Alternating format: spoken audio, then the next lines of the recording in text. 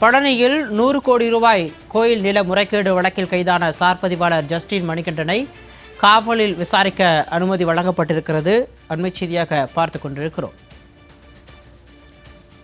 Sir பதிவாளர் Justin மணிகண்டனை காவலில் விசாரிக்க அனுமதி வழங்கப்பட்டிருக்கிறது.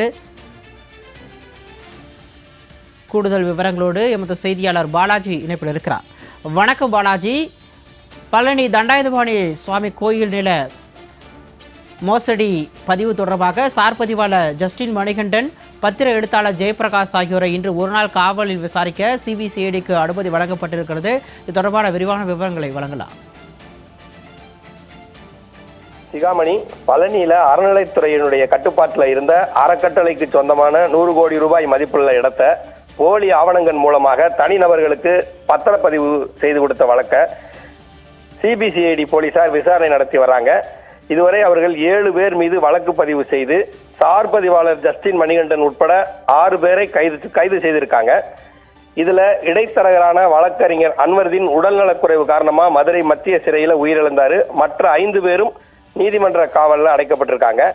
கைது செய்யப்பட்டுள்ள சார் பதிவாளர் ஜஸ்டின் மணிகண்டனிடம் ஏற்கனவே சிபிசிஐடி போலீசார் சுமார் 45 மணி நேரங்களுக்கு மேல விசாரணை நடத்தி இருக்கிறாங்க.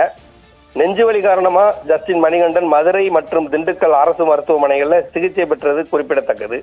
இந்த நிலையில மேலும் அவரிடமோ அவருடைய நண்பரான கைது செய்யப்பட்டிருக்கக்கூடிய பத்திர எழுத்தர் ஒட்டஞ்சத்திரம் ஜெயபிரகாஷ் இவர்கள் இருவரிடமும் மேலும் 7 நாட்கள் இவர்களை காவலில் எடுத்து விசாரணை நடத்த அனுமதி கோரி திண்டுக்கல் குற்றவியல் நடுவர் நீதிமன்றத்தில் சிபிசிஐடி போலீசார் மனு தாக்கல் செய்திருந்தாங்க.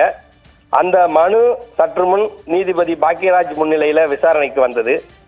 இதற்காக ஜஸ்டின் மற்றும் ஜெயபிரகாஷ் இருவரையும் போலீசார் நீதிமன்றத்தில் ஆஜர்படுத்தினாங்க. இந்த மனுவை விசாரித்த நீதிபதி இன்று மாலை 5:30 மணி வரை, அதாவது தற்போது முதல் இன்று மாலை 5:30 மணி வரை ஒரு நாள் மட்டும் சிபிசிஐடி போலீசார் காவலில் எடுத்து விசாரணை நடத்த அனுமதி அளித்து உத்தரவிட்டிருக்காங்க சிகாமணி. அதனைத் தொடர்ந்து அவர்கள் சிபிசிஐடி போலீசார் வசம் ஒப்படைக்கப்பட்டிருக்காங்க.